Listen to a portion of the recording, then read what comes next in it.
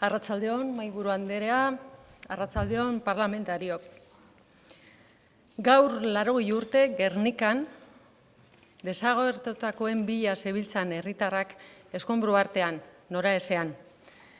Gaur 80 urte Gernikan, beldurrez zeuden gernikarrak, ulertu ezinik. Gaur 80 urte gernikarrek etxeko giltzak zituzten eskuan, baina ez zeukaten etxerik. Gaur 80 urte hildakoengatik, hilzorian zeudenengatik negarrez ari ziren Gernikan. Javier Gardoki, Josefina Solozabal, Aurelio Legarreta, Catalina Arrieta, Maria Luz Fierro Agirre, 12 urte. Francisco Araluzea, neskato erre bat Gernikan. Regina Aldama, ume identifika ezina. Aurelia Candes López, Clara Saldumide, gorputz zatiak. Germana Basabe Ormaetxea, Telesforo Eliero Barrutia. Maria Santa Bilbao Uriona, behi zatia. Candida Amias, agure baten gorputz errea. Catalina Barrena, Agapita Iturralde Zuloaga eta Maria Iturralde Zuloaga, Gernikan. Asto behi gorputz zati. Neskato erre bat, ume identifika ezina, Gernikan. Daniel Ibarzabal, Catalina Arrien Jaio, asto gorputz zati, Andreenekin nahaztuta.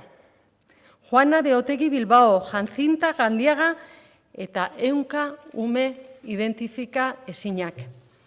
Azken hitz hauek ez dira nereak, Joseba Sarrionandiarena baina gaur hona ekarri gura izan ditu hildakoen memoriarekin batera.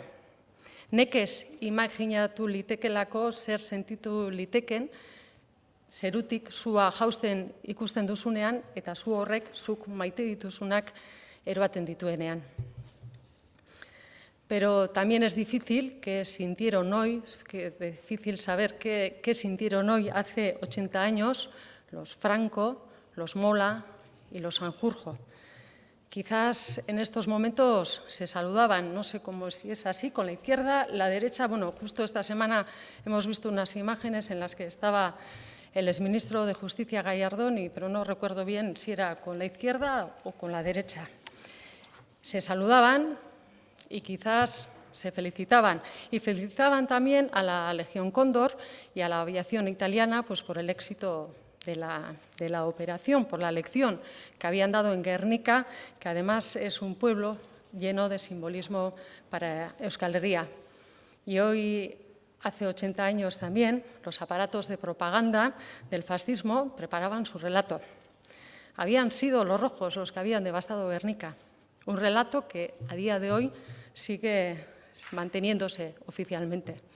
Ayer, precisamente, estuvimos en Guernica, Mayalen y yo, y en la comida coincidí, al lado mío se sentó un periodista alemán, era muy joven, y me preguntó pues, que no había entendido bien por qué en el acto previo, cuando el representante del gobierno colombiano citó a Mariano Rajoy como valedor del proceso de paz, pues hubo murmullos en la sala, y yo también reconozco que también murmuré.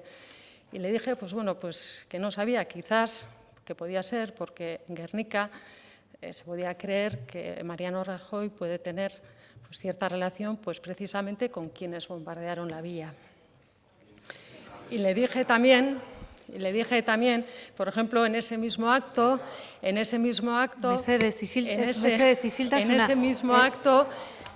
los descendientes de la Legión Cóndor pidieron perdón por lo que habían hecho sus familiares. Los descendientes de la Legión Cóndor... Momentu bat, gelditu dizu denbora. Mesedez, denbora daukazute, zuen txanda daukazute defendatzeko nahi dezutena. Mesedez,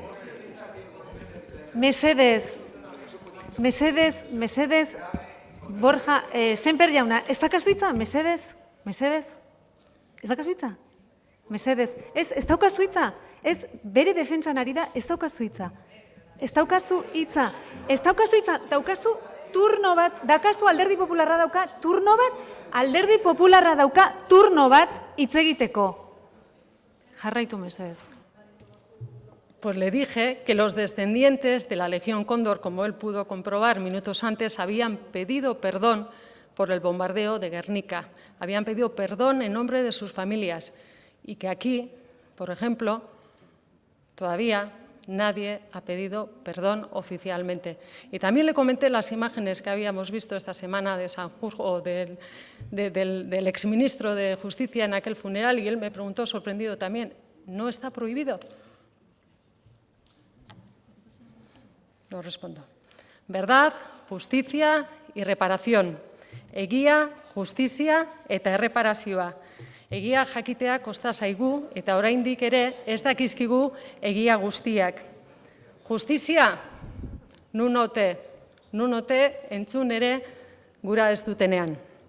Eta egia eta justizia barik ezin da erreparaziorik egon, ezin da.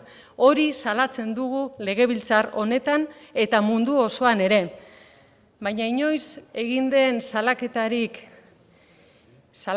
ikonorik handiena, ederrena, artista genial batek egin zuen, Pablo Picassok. Berak lortu zuen izua, samina, Gernikan gertatutakoa inork baino hobeto adieraztea. Picassok Gernika kuadroarekin munduari erakutsi zion gerra zer den, beldurra zer den, sufrimendoa zer den, nora ezean egotea zer den azaldu zuen Picassok.